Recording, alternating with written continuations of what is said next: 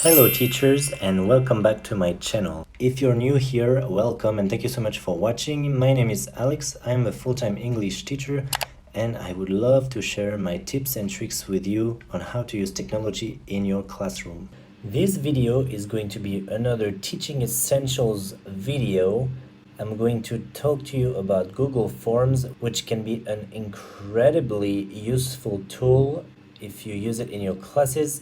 I'm going to try to explain the most simple tools you can use on Google Forms, but it has many more options that you can explore on your own. You can use it to make a test or to assess your students' knowledge throughout the class. You can use it for games too, maybe, why not?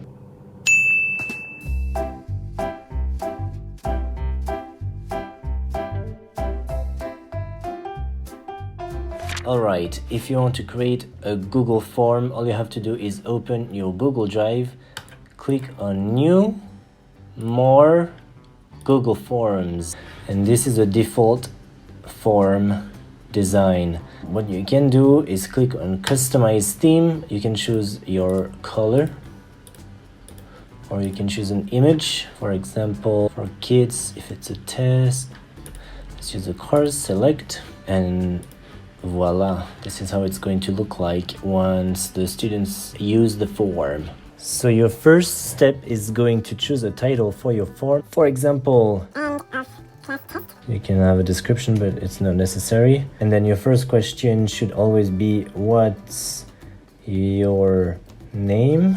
Required. Always click on required. This means that the student is obligated to answer the question in order to move on to the next section. To add a question, you just click on the little plus sign here. How old are you? 10, 11, 12. Required. And then what you can do is click on this to add section. And then you have a new section. So for example, you can have exercise 1 on can and can't. When you click on add,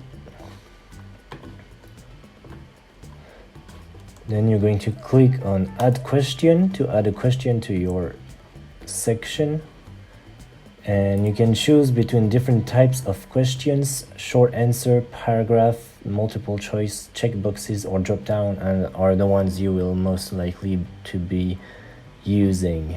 So short answer is going to be a few words. Paragraph is going to be a longer text that the students can type in. Multiple choice, you can choose different options or add other, and they can type in another one as they want. Checkboxes is multiple options possible for the same question, and drop down is going to be a drop down box with different options. For my example, I'm doing can and can't, so let's do a multiple choice question. Can a bird fly? Question mark. And then option 1, yes it can, and then hit enter to go to the next option, and no it can't. And that's it. And you can add a photo if you'd like. You can upload a photo of your own or search on Google bird, enter, and let's use this one, flying bird, select. And now the question has a photo with it, so it's more fun to go through the quiz. And all you have to do is click duplicate, and you can change the question. Can a dog fly? So the questions are already done for you. And you can click here, search dog, and change the photo. Let's choose this one and duplicate. Can a cat sing? And so on and so forth. Now you're going to go make sure all of your questions are required so that the students will not skip any question. And then when you're done, click on add section and have another exercise. So for example, this one can be open questions. Exercise 2. Add a question. What can you do at school? That's going to be a short answer. Required. Duplicate. What can you do at home? Short answer. required, duplicate. What can you do at the park? Short answer. And if you duplicate a question that is required, it will automatically duplicate this setting as well. So it's starting to look nice. Let's add another section. It can be a different thing. For example, last weekend. Add a question. This one will be a paragraph. Write 5 sentences about what you did last weekend. And this is going to be a long answer required. That could be it for this section. And once you're done, or if you want to check how your survey is going to look like during your production, you can click on the little icon over here that says preview, and it will open in a new window the survey as it would look for your student. So as you can see, end of class test. What's your name? Alex. How old are you? Let's say I'm 10 years old. Click next. Now exercise 1. Can't. Can a bird fly? Yes it can. No it can't. Can a dog fly? Blah blah blah blah blah. So everything is mandatory, so I have to answer the questions in order to move to the next one, otherwise it won't let me.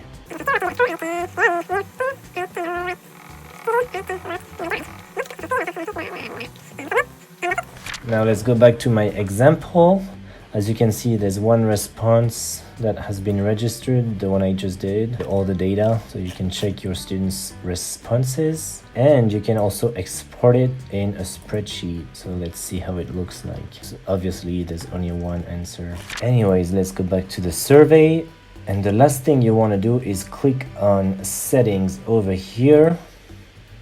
And this is how you can change all the settings for your survey. It's really important to know how to use this. So you can collect email addresses if you want to keep track of who has replied to the survey so far. And you can send a copy of the answers to your students, but you don't have to. And you can limit to one response in order to block the students from retaking the survey. You can allow them to edit after submit or not. Then presentation, you can show the progress bar so that the students will know how much left they have to answer and how much they have answered already. You can shuffle question order, but I wouldn't recommend that unless you don't want them to cheat and copy each other. And the confirmation message, this is the default. Your response has been recorded. But you can make your own. And thank you for taking the test. And save. If we preview the survey, you can see the difference here. There's page 1 of 4. You know where you are in the survey. Now, the last thing that is really cool about settings is quizzes. If you want, you can decide to make this a quiz, and it will give you a bunch of different options to give point values to each question. So you can actually use Google Forms as a test, and it'll just be graded for you. Isn't that awesome? What you can do is release grade immediately or later after manual review if you'd like to review the answers yourself, and then you can choose to let your students see the missed questions, so the ones that they got wrong, the correct answers, the point value of the answer. They can see all of it, none of it, or you can choose which one. After all, this is almost a Google form within a Google form. Inception.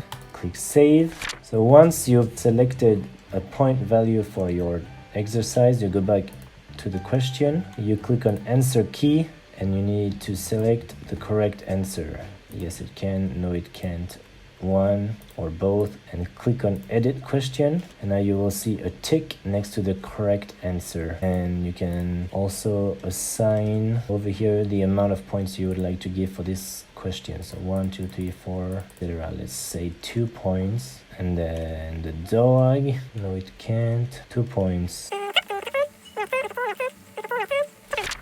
Now when you answer the question, yes it can, no it can't, yes it can. You can see the point value here. When you click next, what can you do at school? I can fly, I can fly. I'm just writing whatever. To go through the questions. Hey submit, and you can view your score, 4 out of 15, and you can see final score pending because this one has to be reviewed by the teacher. If you'd like to use a point system and use this as a test, I would recommend using multiple choice questions or questions that only have one correct answer, because then the system can grade it automatically for you. But if you choose short answers or paragraphs and you have to grade it yourself, you're then going to have to go through your students' writing and update their grade later on. So up to you. And once you're done with all of that, you can click on send, and you can send by email or get the shareable link. I would recommend using the shortened link, and you can copy it and paste it into a Word document, or you can turn it into a QR code. You can check my video on how to make QR codes. In the top right corner. And share your form with your students so they can do this in class, or they can take it home and do it at home, and then you can just have a look at their answers and keep track of their progress, which is nice. So I think that's it for today. Let me know if anything is confusing. Alright, that's the end of this video. Thank you so much for watching. If you enjoyed, please subscribe to my channel, and don't forget to click on the bell so you get notification every time I post a new video. Thank you for watching, and see you in the next video. Bye.